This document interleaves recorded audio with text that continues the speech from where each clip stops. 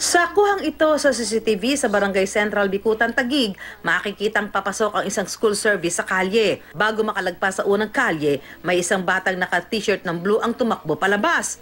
Ilang saglit lang, isang bata pa ang makikitang tumatakbo, diretso sa umaandar na school service. Pagbangga, pumailalim sa kanang gulong sa harapan at maging sa gulong sa likuran ng sasakyan. Nagawa rin gumulong ng bata palayo sa school service. Agad naman daw bumaba ang konduktor ng school jeep pati na ang driver para dalhin ang bata sa ospital.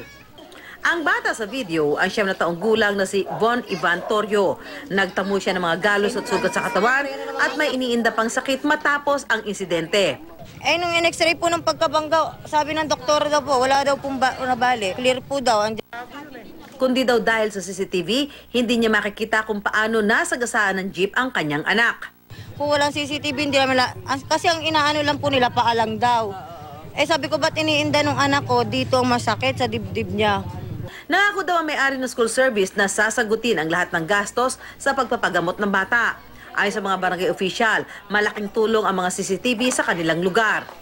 Malaking tulong yung CCTV camera dahil nakukuhanan nila yung mga aksidente rito. Hindi lang yon, kundi sa mga krimen na nangyayari rito.